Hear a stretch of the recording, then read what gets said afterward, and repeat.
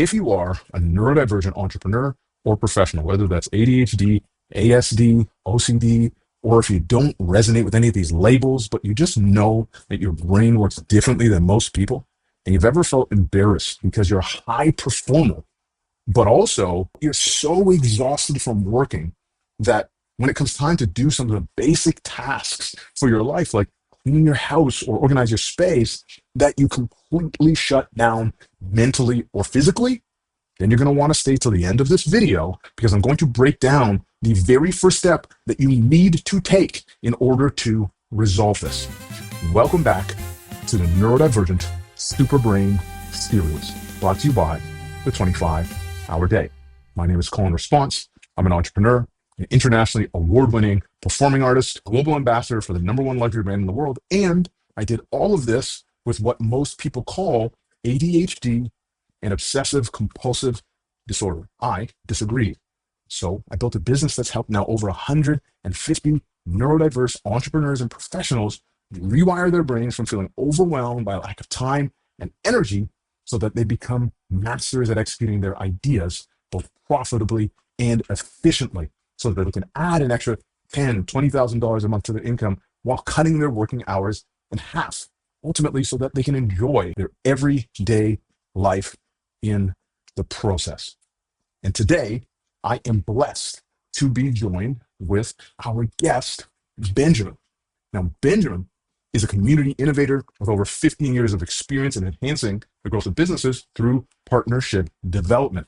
He's been responsible for driving over $600,000 in annual revenue through securing critical sponsorships, through grants for community initiatives. And today, I'm going to show him exactly why he is stuck so that he can be empowered to decide whether he wants to remove this barrier from his life today or not. I'm going to do it while walking backwards. So let's get this step counter started and let us bring on our lovely guest, Benjamin. How are you feeling? A little weird and uncomfortable, but I'm happy to be here working for solutions. I appreciate the honesty. Well, I had your submission up, and so we're going to bring it up. I'm just going to have you read it aloud before we dive in. Right now, my priority has become cleaning my home, but when I try to work on it, I shut down mentally and physically. I've broken it down into subtasks to reduce overwhelm, but something still feels off. I make a few small moves and then my energy crashes. Honestly, it's starting to feel a little embarrassing. Yes, I have a lot going on, grief, family obligations, and preparing for international travel, but I'm also actively downsizing and trying to clear space in my life. It feels like I should be able to handle this, and I'm frustrated that I can't push through it. I've considered hiring a cleaning service, but I don't want to just outsource the task. I want to build a sustainable cleaning ritual into my self-care and rest practice. That's part of my growth. But right now, it feels like my mind and body are rejecting that process. Is there anything you can recommend, tools, mindset shifts, or practices that can help me move through this resistance and actually activate towards completing the task? Okay. Thank you, Benjamin. I appreciate the honesty. There's many things that stand out what you said, and I think one of the most important things as to why I wanted to bring you on here is the statement about I feel like I should be able to push through this. Most people who are high performing don't ever envision other high performing people facing challenges like this. And it's so important that people realize, oh, wait a second, just because you are getting more responsibilities or earning more or getting better, that does not mean that these challenges just dissolve. In fact, they can actually become more intense. And so I'm really excited that we actually get to look at this today and break this down so that we can show you some of the first steps that you need to take in order to resolve this. So I'm going to pull up the submission again. The first step that we need to take is we need to segment your submission to see what pieces of the puzzle we're actually looking at. Because often we can have what feels like one big problem, but actually it's a few smaller problems all combined into one giant ball, and we need to unravel each one. I see my priority has become cleaning my home. I shut down mentally and physically. So here we have what you've tried, which is breaking it down into subtasks. This is how you're feeling about it. And then these are the other things that are contributing to why this may be challenging for you. A few moments later. Now that we've broken this up into sections, contextually, we don't really need to address this as much as we just need to understand, okay, these are the things that are presently happening. Now, the first thing we want to address is, how do you want to feel? Because this is going to influence very, very, very significantly what acts get taken first. So let's go ahead and go through the process of reframing these to the affirmative, which you're familiar with, so we can clarify where it is that we're going, and then we can start to work backwards to assess how it is that we're going to get there. So how do you want to feel, obviously, instead of embarrassed about this? Comfortable, proud. I want to say decluttered, but Maybe so. I'm gonna write decluttered, but then we can reframe that so that maybe that could be clear, or that could be uh, organized, free. organized, organized. Free. Okay, cool. Okay. Organized, free. Okay, awesome. So proud, organized, and free. So if you feel like you should be able to handle this, uh, how do you want to feel? Um, I was gonna say accomplished and comfortable because I just feel really uncomfortable in my space right now. Okay. I would want to feel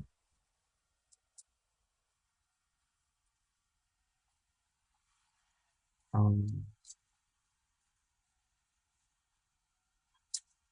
less constrained, but I'm trying to think like instead of constrained, just free, or I almost want to say healed too. It's just, Colin, this is really hard because this is like really putting myself under a microscope. And it's like this, and it feels like the solution is just clean your damn house. Like, and it's like, and it feels like I have to take all of these elaborate steps to do simple tasks. And it's like, it is embarrassing to have to deal with this. And I'm trying to not register as irritable, but it's just like, I'm just really uncomfortable. I don't like that this has to be a thing, that this has to be a process that I have to get to the other side of because it feels like just based on, um, what I know to be true in life that there should be a simple solution, just but I recognize I'm at a different level and things are different and all of that, but it's just I can't make myself feel any less discomfort in trying to navigate this. And I just want to be like honest about that. I appreciate that. I'm actually so grateful for your willingness to just to be transparent, because the reality is, this is the reason why this is so challenging for people. The juxtaposition of people trust me to be responsible for generating more than $500,000 in the organization, and here I am struggling to clean my house. How do these two things combined? Does it mean because this thing's happening that I'm not qualified to do this? Or is it because I'm qualified to do this, this should not be happening? And this is the dialogue, correct me if I'm not correct, that goes on in most people's minds when they haven't realized that there's a decoupling that must happen, right? Your executory skills and how that impacts what is going to happen is irrespective of the task itself, which is why a process like this, when it's like, wait, what's going on? Why do I need to go through a process like this for something that is so simple, right? However, if you look at this from a plane of perspective that's a little bit wider, a little bit broader than our quote unquote professional lives, you'll realize if you look at universal principles of quantum physics, that you cleaning your room is no different than the call you make to secure this partnership to the universe. It's just ones and zeros. They're all the same thing.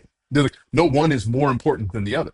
So the process of, say, deconstructing some point of resistance has nothing to do with how perceivably difficult it is based on a human's perception of the world. We are secondary to the universal laws that actually govern how everything is functioning. And if we don't step into that, then we'll find ourselves at a sticking point where the things we need to do or the steps we need to take in order to step through the either the resistance we're experiencing or the challenges will have more of a challenge stepping through them because we won't be willing to look at them as a justifiable action to take because of our perception that we should be able to do XYZ thing. I should be able to cook dinner so easily because I just brought in, $30,000 in sales today. I should be able to, organize my space because I work for a multi-million dollar organization and I have 300 people who look to me for leadership. Universe doesn't care, right? And so we have to be those people who are leading by example. You're like, listen, this is how we step through these challenges. And so I appreciate so much that you share so honestly that feeling, because people will be able to understand and relate to the fact, oh shit, like, okay, like I have also felt like this is too simple. This shouldn't need these steps. But it's those very same steps that aren't being taken, which are the reason why things are so much more challenging. When you think about the other steps you take and the other organizational context you realize you probably break things down in a similar way, in a granular way, and you have a tremendous amount of success. It's kind of like, how do I describe this? Like, there's a sense of anxiety that is attributed to completing what appears to be like a really simple task. And so that the anxiety is as exhausting as the task, or even making me more exhausted. So like I'm dealing with that. I won't say battling, but navigating that, and then also navigating the task. So when I finally deal with both the anxiety and the task, I'm, exponentially more exhausted than what I would have been if the anxiety was never there and it was just the task. Okay. I don't know if I'm making sense right now. That makes complete sense. The anxiety that is happening before the task obviously is more exhausting to you, but you're not actually even engaging in the task yet. And when you engage in the task, you obviously have less energy than you did before. Yes, and the anxiety is still present as I'm attempting to accomplish the task. Like, Yes.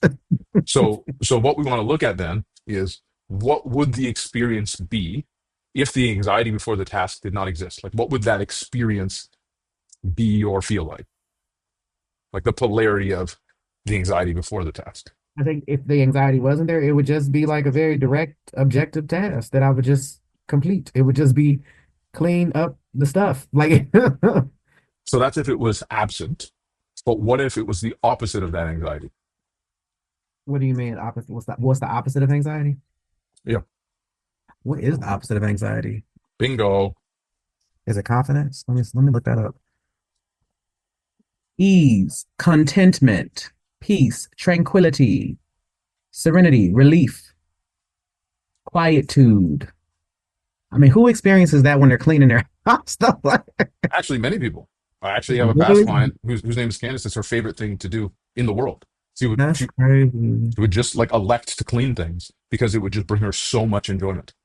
And so this is part of why this is important. If people don't realize that their experience is not an absolute, right? It is a malleable and changeable experience. Even most people who have a growth mindset understand that about their skills, but they may not think that about their emotional experience.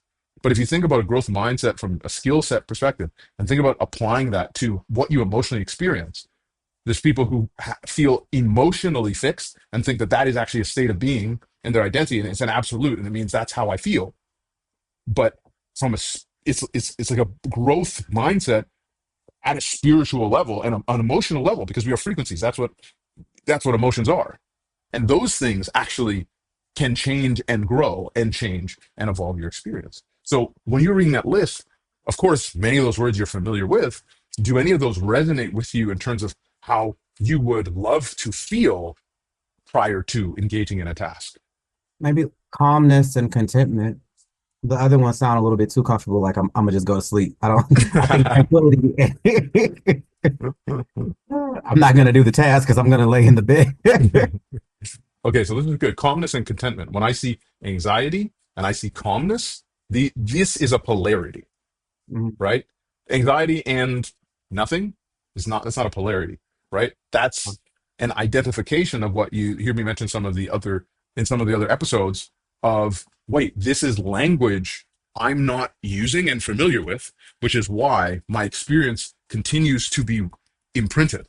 It's good that you were like, let me look up, like, what would be the opposite of this? Because if you're needing to do that, your brain's not doing that by default, which means there's no way you can get into that state. There's no way that it's looking for the mechanism or the means to achieve that, which means you will experience what you're experiencing and you will be stuck in that experience until we expand, even just in the slight way that you did, right? Calmness. Huh. Okay. Like, do we still have to take a step to achieve the calmness or figure out how to do? Yes, that's a whole nother thing to talk about. But you must first know what it is you actually need to achieve, because it's not having anxiety. It's achieving calmness. And it's possible to do that. But to not have anxiety, you could just have stress instead. You could just have worry instead. There's so many things that could happen instead of this. But if you have this, you will not have this. You cannot have this. You cannot be calm with anxiety or with worry or with none of those things. If we focus our energy towards the affirmative, we are going to start to unlock what is possible for us to actually achieve, which is what we're looking for, which is why it's important for us to break these things down so that we don't get lost in the sauce of all the other things. And we first just identify what is to be addressed before we start trying to address it. So, calmness. Great. So you feel calm before you engage in a task. Feel calm before you engage in a task like cleaning your house, for example. And then you mentioned during the task and I think after the task.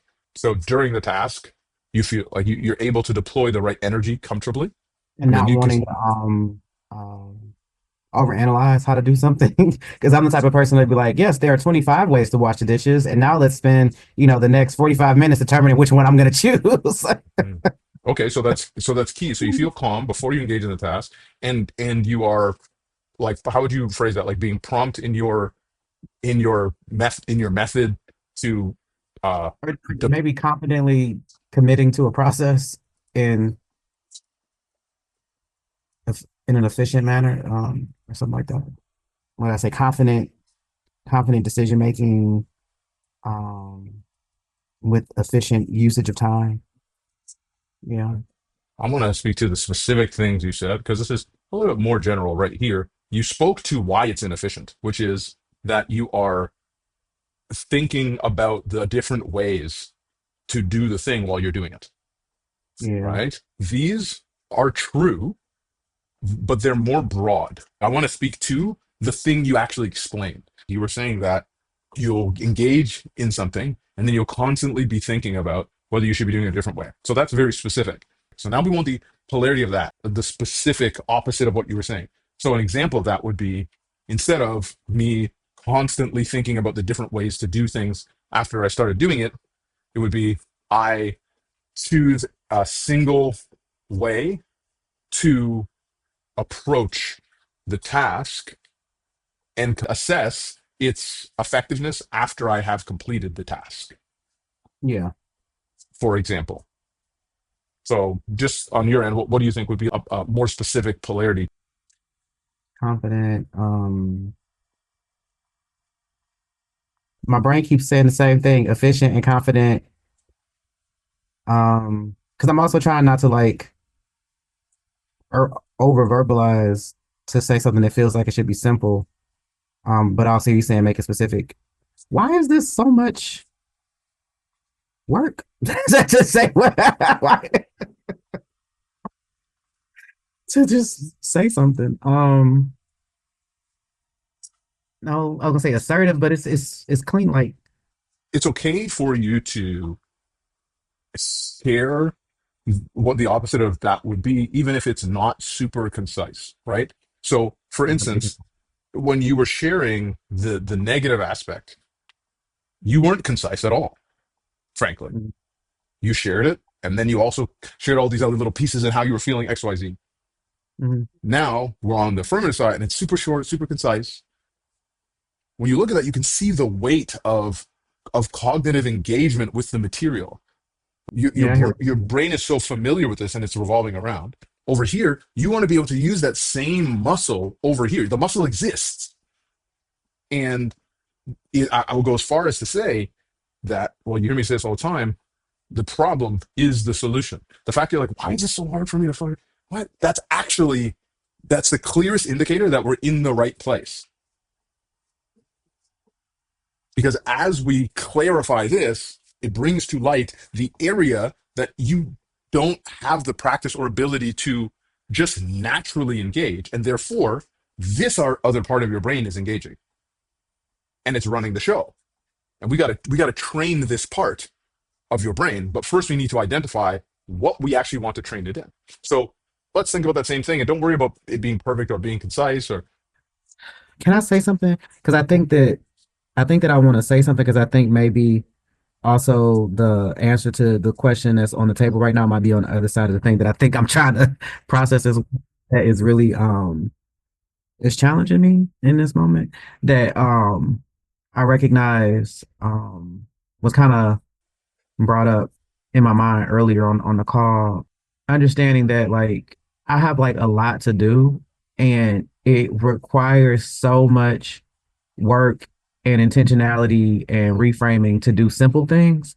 And so I'm really concerned like how am I going to do the big stuff when trying to do these small things, requires a session that has to, what I'm saying, to be broken down. And this is just cleaning my house. This isn't like building like a multi-million-dollar business to help my community. This is just like, so for me, it's like when it comes to this stuff, it's like how are you gonna do the stuff that you want to do that you don't roll out? so I'm jumping up and down right now in excitement, which probably seems crazy to you. And it's because this is what I want you to realize. These are not two different things. It is the ability to resolve this through a process that becomes natural to your brain that will apply this behavior to everything you do.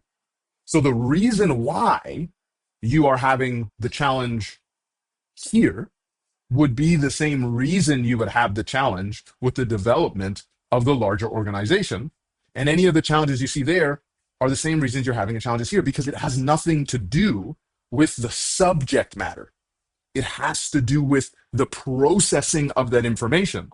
And that's what ends up causing people to get stuck, because they're like, the task itself is simple enough that it shouldn't require this type of energy. And they're confusing the energy it takes to engage physiologically in the task with the mental and cognitive spend required to process information. Two completely different things. If you told me I need to raise my hand in the air and I need to point it like this against a wall, it doesn't take any mental power to do that.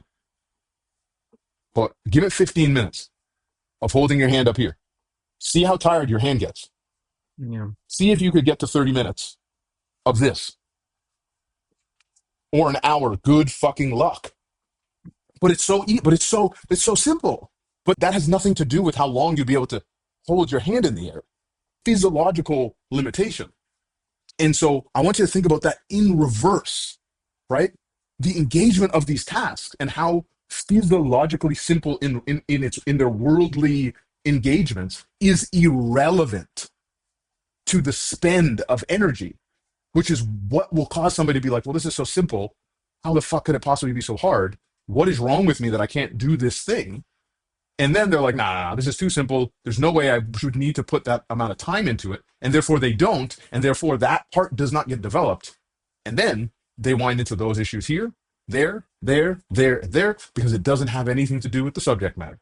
When you fix it here, it's not you fix it here and then you have to fix it there.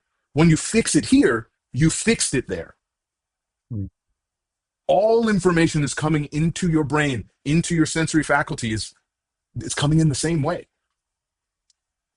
We are putting a moral agenda onto the information. We are doing that. The universe is not doing that. The universe does not give a fuck, Benjamin, if it's you cleaning your house or if it's you running a $10 million organization. Universe, it's just like, oh, here's information. That's why I respect you so much for being here in honesty, being like, this is the challenge I'm facing. Because the thing that stops most people is they see it and they're like, this is too small to really be a problem. So I'm not going to admit that it's a problem. And so I'll never resolve the problem. And because I never resolve the problem, I can never perform at the highest capacity because I'm prioritizing the pride of, well, this is a simple thing above getting the fucking result. I know you're here and I know you can get the result. And your honesty is such an indication of why it's possible, specifically for you. If you were not willing to accept that, then it would be a different conversation. But you being here is evidence of the fact that you can, because that's the first step. You have to actually just accept it. And then your awareness can be expanded to the fact like, oh, interesting. What I thought was the important component to it actually isn't. And that probably is why I've been stuck with it. It's about the processing of the information. So does that at all help you make sense of why this seems to be so complicated? And it's like, imagine when I have all these huge things, the complication is going to multiply by how much harder the other thing is. It's the reverse. If you can do this, it will be multiple times easier. And if you don't, it will be multiple times harder. The magic you are looking for is in the work you are avoiding. How lovely. Okay, so you feel calm before you engage in a task like cleaning your house. So we're crystal clear on that. That's a perfect example of the polarity of I feel anxiety even before I get into the task. But anxiety even before I get into the task, and then I'm thinking about the task, and then it makes me even more exhausted because then I do the task, and I'm still anxious about the task while I'm doing the task. You see how there's so much detail? It's so vivid. If it was on the opposite side, the same level of vividness, I feel calm, I feel relaxed, I think about a task that's coming up, and I just think about it's no different than the past 10 tasks that came up, and I just did them as I felt like they needed to be done, and then when they were done, and I carried on with what was important to me. See the level of vividness? Now, it doesn't have to be as vivid as I said, it's just I want you to notice how vivid you are in the negative and how general, broad, or brief you are in the affirmative, and not to be like, oh, I'm so bad because I'm in the negative. No, just so that you can actually identify, oh, wait a second, there's like a difference here in terms of the weight, and so that you can see like, oh, that's actually what's contributing. So once we bring some clear, vivid language to this, we're going to be clear on what we're looking to achieve, which will make it clear for us to assess what components are missing in order to achieve it, which will direct our attention to the right place rather than spinning in circles because we don't really have a direction. We're just trying to run away from something in any direction versus, no, I'm actually trying to get here. And here is very far away from this other thing. Right? Yeah. So, No, I get what you're saying. I think I've never done this before. And so that's why that's why it's not coming to me innately, because I'm also processing the fact that there's a different way to clean a house that doesn't include anxiety before starting. And that internally my brain and my mind, my soul is just like, well, fuck you mean? So like I'm trying to, so please bleep that out. it's the fact that these things are coming up that are good signs. I want you to know that that's the sweet spot that we're looking for. You've seen a couple of other episodes. When people are doing this, they're thinking. They're not spitting it out. They're like, that's why. Like if you were just walking through this and you're like, this is super simple, blah, blah, blah, blah, blah, blah. I don't feel any frustration. I don't feel any resistance. I don't feel any, then this is definitely not what we should be doing. Okay. Now, when we engage in the task, you mentioned how it feels, which was that you're thinking of which version of this am I going to do? And then even when you start doing it, you're still thinking about what other ones I could do. Right? So we look at that in its most, I guess, straightforward form. Now we want to look at the polarity. What would be the opposite of that? Regardless of whether you think it's possible, just what would be the opposite of thinking about all these different ways and then also thinking about all these different ways while it's happening? I still want to, let me look up this word really quickly. The word assertive, because I didn't want to say it because I'm like, it's just doing dishes, man. But I guess it also, for me, feels like the opposite of overthinking, because it's confidently making a decision and moving forward in the decision that was made. Um, particularly, when it comes to cleaning my house. It's like, yes, there's more than one way to clean a house, but it's also, you got to do something. So, Okay, now we're getting somewhere because of this one key thing you said, which was I was feeling the word assertive, but I didn't really want to feel this. I was like, is this cleaning my house? And the moment you unlocked that was the same moment you unlocked your ability to apply that in other areas, hmm. right? Because it's not the context that will enable you to engage it. It's your ability to access that or willingness to access that. So if you're not yet in a state of acceptance with it, if you're in a state of denial of being like, oh, I want it to be assertive, but this isn't important enough to be assertive, which is what most people end up doing when it's something like a simple task. They can't develop that ability, and then that ability can't be applied in other contexts that they would deem to be more justified. Whereas the ability to be able to exercise those things with great ease in other areas is because you're constantly exercising it, even in simple areas. Wow. So let me get this straight, Colin. You're saying that by me practicing being assertive in the cleaning of my home is also the practice of being assertive in the managing of my business, that those two. Oh, that's crazy. So you're saying in this whole universal spiritual growth journey that I'm on, that learning how to be assertive, it has an interconnection. Um, that's crazy. Like that is so interesting, Colin, that's where we're at right now. And that's what this unlocked. Because that's something that I do feel like I've been learning how to practice more. And in the past, where I've been more assertive in who I am, I was called an asshole, or or somebody started crying because they felt like I went too hard, or I was told, Ben, how are you going to build meaningful relationships if you're too strong on people? And maybe some of that was true, but it also taught me, like, in order to be liked and in order to get things done, I can't be too strong in who I am, because you know it pushes people away. Um, but then, and it also got me to a point of realizing not being assertive is not getting me the results that I need, and it's also making me have to work twice as hard to be able to get certain results. And I think now that I'm understanding more of how this ADHD plays a part in my life path, in my journey, and just trying to find ways to kind of calibrate. But I didn't identify it being a part of why I can't get things done in my home, because it's like, in my house it's just me. You know what I'm saying? It's just me and my cat. So am I not able to be assertive with myself to get things done? Like, and what's the line between, I guess, being assertive and being, like, I guess, a bully, or abusive and whatnot. Um, it's just so interesting that, like, that's where this led us, because it is like a space that I guess, an area that does need to be worked on, so I can do the things that I want to do. And that's, again, back to what I said at the start of the call, is very uncommon. What is this magic you do here, sir? That's why I was, like, laughing as you were talking, because I was just making all the connections within my brain, and just being like, what? Like, so sorry to go down that tangent, but this is so fascinating. What question was I answering?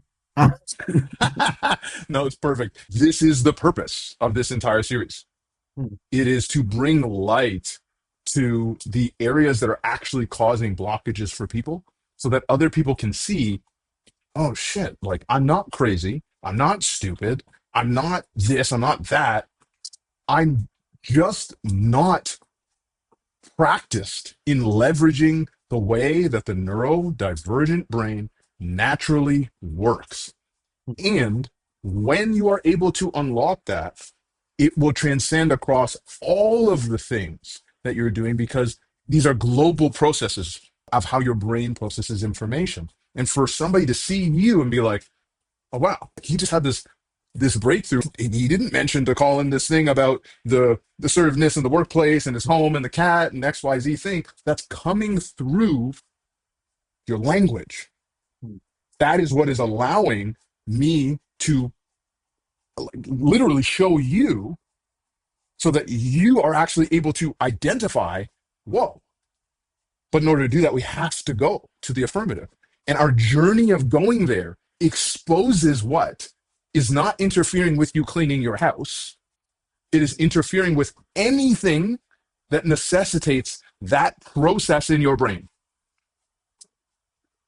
And therefore, as we adapt to that and improve your ability to react in a way that's productive to you, that will translate and transcend to all of the other areas where that is exercised. So in this case, if you're talking about the assertiveness, you asked so many good questions. You said, well, like, okay, so how does one be assertive while still actually being respectful or respected? And that's a completely legitimate question. One that can't possibly be asked when one's focus is, how do I stop being anxious? That's not where you're going. And so now that we're like, oh shoot, we took some time thinking, we really dug in. And why I said, don't worry, it's not, oh, we're halfway done. It's like, no, we're right where we need to be for you to see precisely what is going on here. Okay. So when you had that moment of realization, what did that change for you up here? My perspective on what the core issue is, or was. So this might sound interesting or weird. I thought the disconnect was attributed to something that was wrong with me, but it sounds like there was just more so something wrong with the process that I had towards getting a solution or being proactive, and that's what this process revealed for me. Yeah, that was not my expectation. What was your expectation? Not that. That's kind of that's the because I really came into this wanting it to be something wrong with me so that I could, like, you know, identify it's me. I'm the problem and I need to fix me. You literally used the exact words that reflect the purpose of this series. You are not the problem. The problem is you have not learned how to leverage the way that the neurodiverse brain naturally works. I watched it happen in real time. I watched you be like, oh, whoa, whoa, whoa, whoa, whoa, whoa, whoa, whoa. And what ends up happening is people will misdiagnose the problem. And if you misdiagnose the problem, all you can do is try to fix the symptoms. But the key difference here is we are now focused on what actually must be resolved. Whereas alternately, what ends up happening to most people is they go in this spiral of getting stuck on trying to fix the symptoms of the thing that doesn't matter. They enroll in these programs, get these apps, or hire the cleaner as the solution, even though, cool, your house would have been fixed, but all of these things would still cascade in other areas of your life because it's not the root problem. That is why we have to actually get to the root. The reason why none of these things work and why the people watching this have gone through this program, have used this app, who tried this thing and that thing, and they still have the problem is because all of those things blatantly neglect the core neurological factors that are responsible for the fact that you are feeling burnt out, or that you are feeling overwhelmed, or that you're feeling pulled in so many different directions, or that you're facing procrastination, perfectionism, analysis paralysis. The core neurological factors that are responsible for that are what need to be addressed. It doesn't matter how many more programs, how many more apps. The only thing that will happen is the problem will get worse because you will be doing more things. Just like when you subdivided the tasks and it didn't get easier. In fact, now the tasks are smaller. And now I feel even more ashamed of myself because I couldn't do these even smaller tasks. Versus doing the complete opposite, which is resolving the core issue. So if you are watching this right now and you walk through this with me and Benjamin and you're thinking to yourself, I still have these problems and I am a high performer, and you have the courage, like Benjamin did, to say, this is a challenge I'm facing because you want to be earning more. You want to have more time with your friends and family. You want to have more freedom, whether it's location freedom, whether it's more freedom in your schedule, more freedom cognitively in your life so that every day when you wake up, you're not overwhelmed with everything. If you are that type of person, and you actually want to make this change and permanently remove these barriers from your life, click the link that is in the description of this video. You are not the problem. The problem is you have not learned how to leverage the way that the neurodivergent brain naturally works. That's what the 25-hour day is actually there for. If it is resonant with you, then you can book a call to speak to me or somebody on my team. And once you do, you can permanently remove these barriers from your life, or spend your valuable time scrolling on YouTube. The decision is yours. Until then, a big thank you to Benjamin. Seeing y'all soon.